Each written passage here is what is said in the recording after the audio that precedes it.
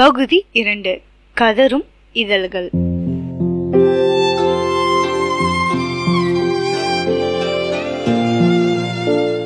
பரத் எனது நண்பன் மட்டும்தான்.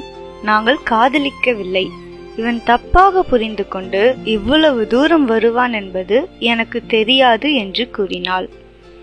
இதை கேட்டதும் அவனும் அவனது குடும்பத்தாரும் மனமுடைந்து தலைகுனிந்து கொண்டு அவ்விடம் விட்டு சென்றனர். பரத்துக்கு மிகுந்த துக்கம் உண்டாகிவிட்டது. அவனால் நிம்மதியாக இருக்க முடியவில்லை.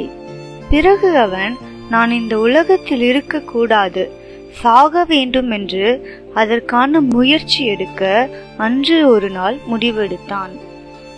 அவன் காயம் நிறைந்த மனதில் ஒரு ஓரமாக அவன் நண்பர்களின் மகிழ்ச்சியான நினைவுகள் இருந்தது. அவர்களை பிரிந்து செல்ல அவனால் முடியவில்லை. சிறிது நேரம் ஒரு அமைதி. இந்துவின் நினைவுகள் அவனை மீண்டும் சாக தூண்டியது. பரத் அவனின் அம்மாவின் சேலையை எடுத்து தூக்கு கயிறை உருவாக்கினான்.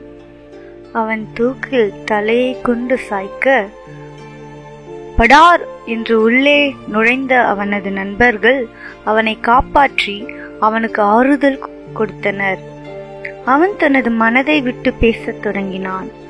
தூக்கில் தன் வாழ்க்கையை முடிக்க சென்ற அவன் தன் நண்பர்களால் காப்பாற்றப்பட்டான். சில வருடங்கள் கழித்தது. பரத் தன் அன்பான மனைவி மற்றும் அழகான பெண் குழந்தையுடன் மகிழ்ச்சியாக வாழ்ந்து கொண்டிருந்தார். வாழ்க்கை பிடிக்கவில்லை என்றால் தற்கொலை செய்து கொள். ஆனால் தற்கொலை செய்து கொள்ளும் அளவுக்கு தைரியம் இருந்தால் வாழ்ந்து பார். தற்கொலை எதற்கும் தீர்வு அல்ல.